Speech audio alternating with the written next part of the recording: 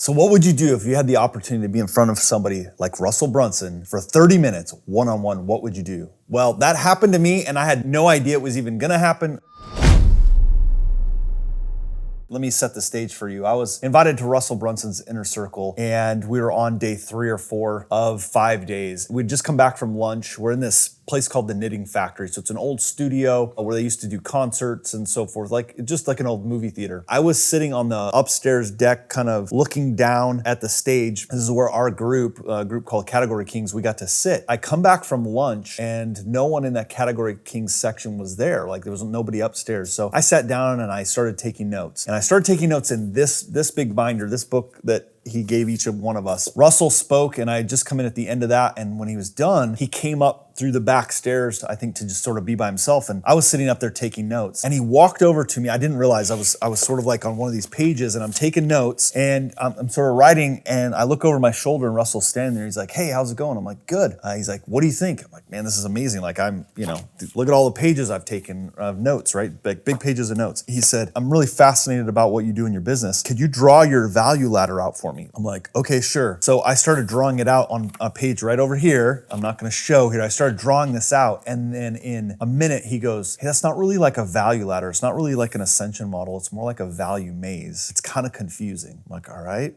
So he kind of grabs his pen and just starts to like ask me a few questions and starts to scribble some things, which is like magic. So one of the first things Russell said to me is, "Do you have clarity around the problem you solve?" And then he was transparent with me. He was like, "Sometimes that changes in business. So if you've been around for 10 years, he said, the problem we solved when I started my company is not the same problem we solve today. If I don't understand and learn what problem I can solve today, my business becomes not as important, not as sellable. So get clarity around the problem you solve." That was the first thing he shared with me. The second thing that and this one blew my mind, and I'm gonna do my best to break this down because I think I didn't even get it in the moment. The more time I had to sort of internalize what he said to me really has been one of probably the most profitable things that I took away from this. He said, "You need to be marketing minded. And every time you speak, you need to get paid for it." And so when you hear that, you're probably like, "Oh, that's not that earth-shattering." That's the mindset, but what's the application of it? So the mindset was, I thought, well, when people pay me to go speak, or when your business, if you go speak to people, you could get paid for it. Or maybe I speak for free, but I get to sell something on stage or sell something on the back end. He's like, "No, that's not it." And then his content manager walked up and then together they laid out, and then he ended up leaving and she laid out this whole path for me on how that works. So let me give you an example. I just taught a workshop, right? And so I didn't get paid to speak at this workshop, but here's how I can make money. And every time I open my mouth, get paid. So I have the video recording of me speaking for 2 hours. Now I could take that and I could upload it into a system that can take the audio from that and turn it into a private podcast. Then I can take that audio and I can put it in a platform that transcribes the whole thing. And I could now sell my training. I could sell it as an audio. I could sell it as a workbook. I could dissect it into multiple things. And